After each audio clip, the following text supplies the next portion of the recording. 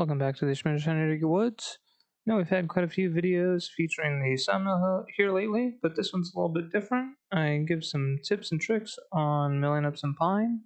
It's the first one we've done, so kind of take a look at that. Hey, welcome back to the Schmitter's 100 Acre Woods. So today we have some pieces of pine that were at the 100 acres. We're going to see about cutting those up a little bit. They're a little on the mealy side, but should be pretty good in the center. So you can see the outside's got some rot to it, but we're hoping to get a little bit out of the center and see how it is. They've been sitting for a while, so we'll see how it does.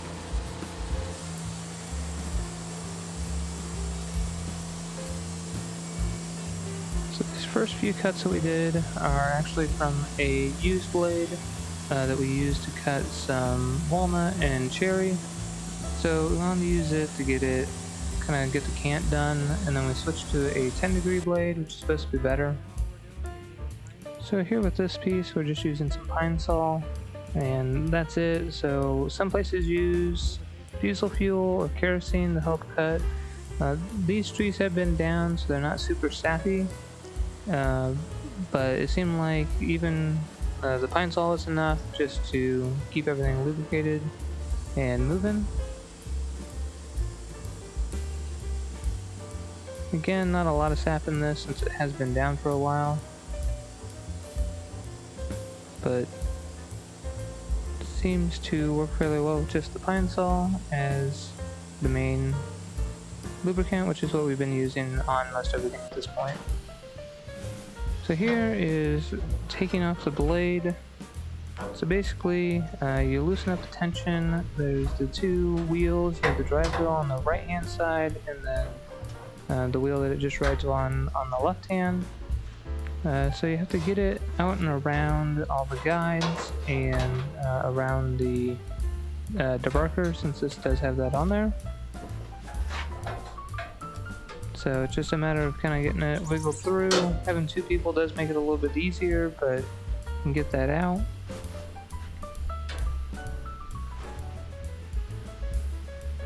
Even a dull blade is still pretty sharp, so I want to be careful with that. So basically, if you take and you can bend the blade down so it has that bending motion, and then bring it together, it'll fold up.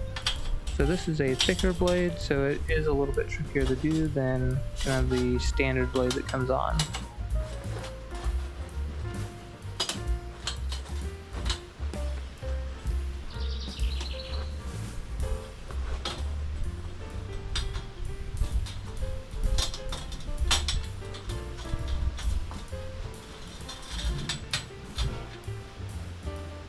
Okay.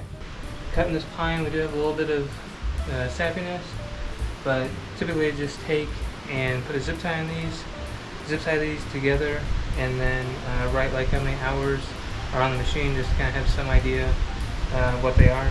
And Woodmizer does have on here what the blade is, so you don't have to keep track of that. It's laser etched in, and then like I just use a pair of welding gloves, so really thick leather gloves to do this, so it doesn't dig into your hand. So then putting the new blade on, it's nice having two people so you're not hitting that blade on all the metal. Once you get it around the debarker and kind of around, we start at the top where the little flap is, get it kind of seated in there, and then just work our way around. So typically on the secondary wheel on the left, he gets it around that. And then once he's happy with that placement, I then work on getting it on the drive side on the right. And instead of fighting it too bad, typically just have him loosen it up quite a bit. So that way it goes right on and you're not trying to fight it. And then once he starts tightening it up, can I get it in place? There's a guide wheel where my left hand is that it rides against, so you just kind of get it there. And once things are mostly in place and you have a little bit of tension on it, typically we spin it by hand. Just take and spin it around by hand a little bit to kind of get it the track where it's going to go, and make sure it looks like it's going to go in a, kind of seat correctly. So once you get some tension, I go ahead and just spin by hand, like I mentioned. And like a normal bandsaw blade, it's going to kind of seat and track where it wants.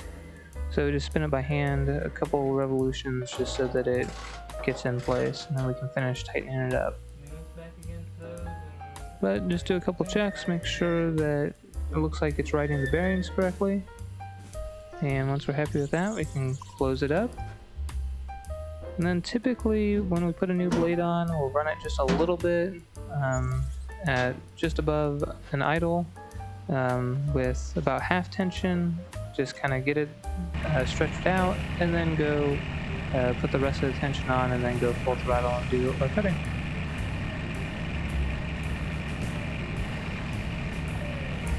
So now that we have our cant and get everything turned, we wanted to have that better blade for making our nice cuts and doing our 2x4s.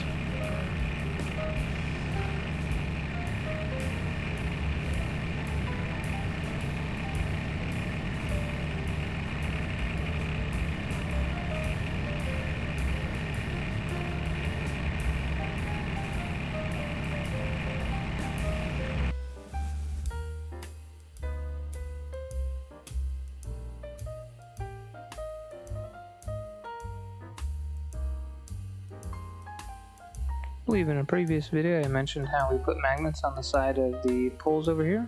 So here, having the camera in this angle kind of lets you see that.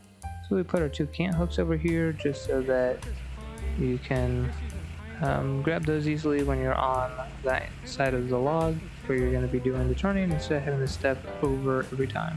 So we'll see, ended up with a pretty decent part of this to get some out of, so you can see over here. Have some of this. We ended up with a little bit less than this. But the overall part of this isn't too bad. Just a couple corners. So we're going to go ahead and get the simple set now. So getting that set, and we're going to do some 2x4s.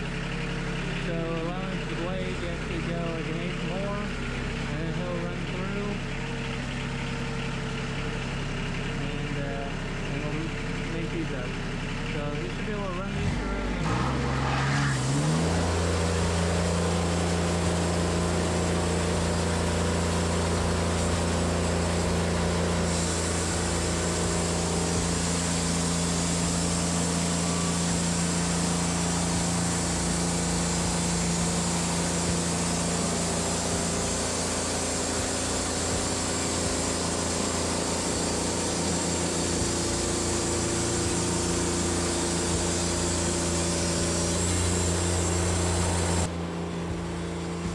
So here we left the log alone as he did his 2x4 cuts, so those are the 2-inch, and then we'll rotate the entire thing so we get our 4s. Again, when doing this you always have kind of a funny little piece, just with the nature of how the simple set works. So have that little piece that's a little bit smaller than a 2-inch. So as we get some of this stuff scraped off, talk a little bit about the H-bridge. So we have about 10 hours on this H-bridge, which is the most we've had on one.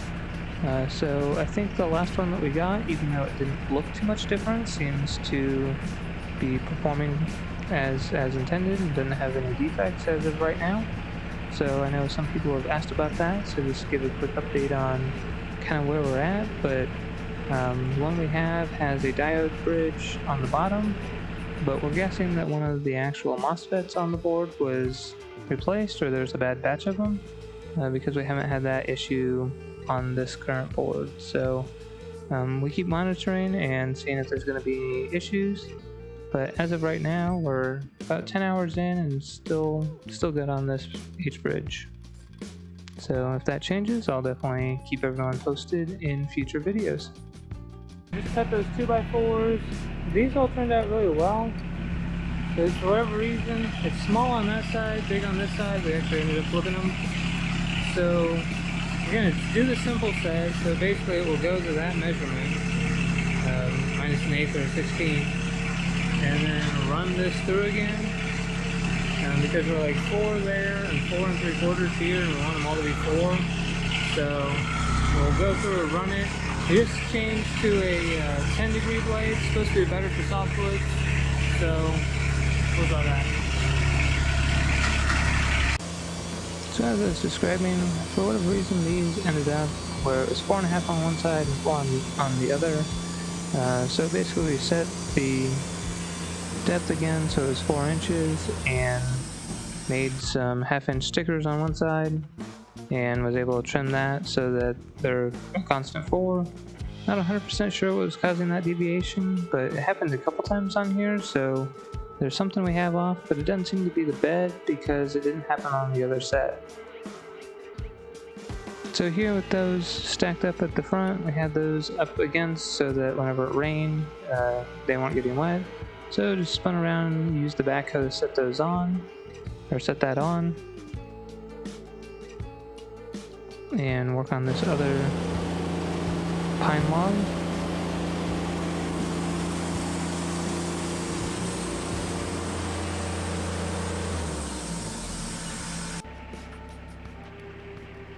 So here's a good example of the laser in use. Again, the further out it is easier to see with the naked eye than it is on camera. But here, kind of having a second person, you can stand out, look at exactly where it's going to hit on the log. You can see it on my arm there. And kind of see, have him move it down just a little bit so that it gets below that spot, so that whenever he goes and cuts, he does a full cut and doesn't miss a spot there. So that's where the laser is really handy.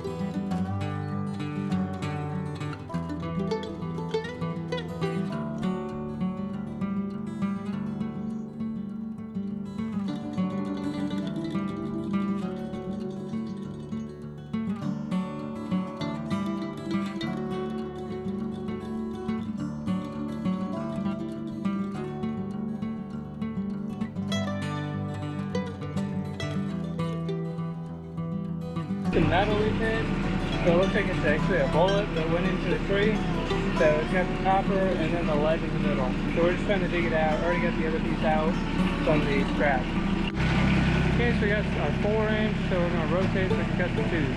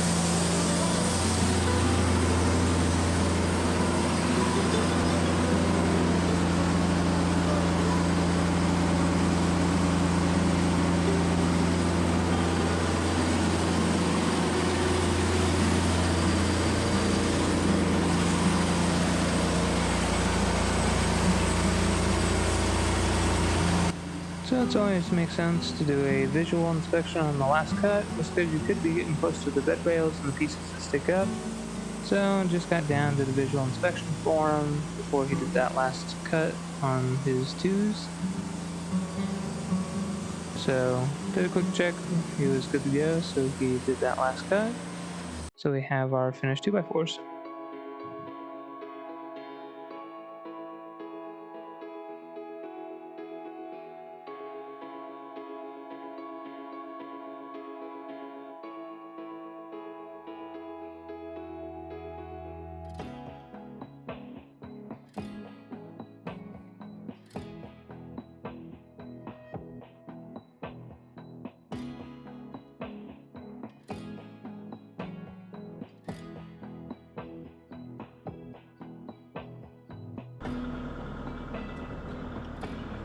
Okay, so we had the one 5-foot piece that we had left that we brought from the 100 acres on the tilt trailer. So these are the ones that we used the B2150, just put on the front of the tilt and brought back with us before. So go ahead and just use the backhoe to set this on. So get it picked up and then back up just a little bit using the crawl feature on the M62 to set this on. So this is one of the reasons we built so high in the front, is we wanted to be able to utilize the backhoe for setting logs on. Most of the time we use the forks, but it's nice to have this option. So by having that high front, we don't have any clearance issues with the backhoe.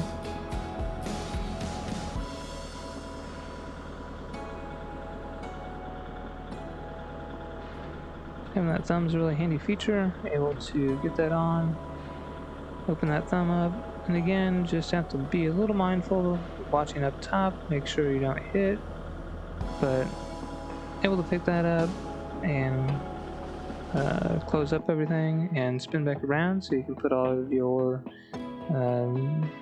cast-offs on the forks.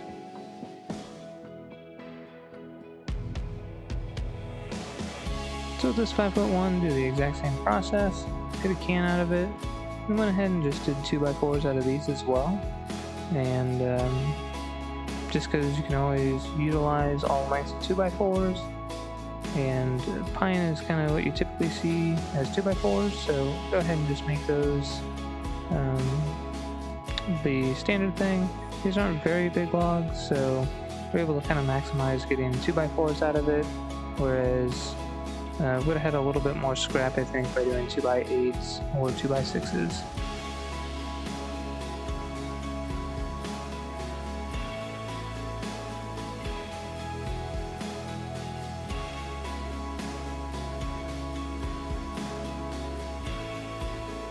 One thing we've gotten a little bit better at is cleaning off the boards afterwards, so able to use just a stiff bristle brush and wipe off all the dust that collects on the boards before we put them up. We had those 3 pieces of pine. So we had a couple that were about 8 foot long, and then another one that was about 5 foot long. So here's all the scrap we have from that. You can see on this side it wasn't as bad, but you can see I have some of kind of dottiness here where it's not as nice. So we have some of that we had to work around, but we actually ended up with several nice boards out of this. So these are all 2x4s that we ended up making. A couple of them have a little bit of that, where if we just cut off an end it will be okay. And then same thing with those 5-footers. You never know, you can always utilize a little bit of those. So they have 7 in a row, so 14, 15, 16, 17, 18. That bottom one's a little off. So I have 17 of these 2x4s, and it looks like that one's a little small too, because you end up with some small ones whenever you do the bottoms. But some overall decent size, and then 1, 2, 3, 4, about 8. Looks like full size ones there, and then a couple of smaller ones, so about 10 there. So from what didn't look like great trees, ended up with a fair amount of wood. And then here on the side we always have some like 1x pieces that we kind of try to get out, depending on what exactly we're trying to get to. So like these we just ripped out just so that we could get down to some better wood, but there's a section of those that can be used. So this is the first pine that we've done. We have kind of different groves of it at the 100 acres, to where, you know, when cleaning up areas we'll be able to get some, and then they took quite a bit down whenever they were doing the power line construction. So there's nothing really big there, but we'll be able to get some lumber out of. So that'll be nice. This one has been down for a year, maybe 2 years. So it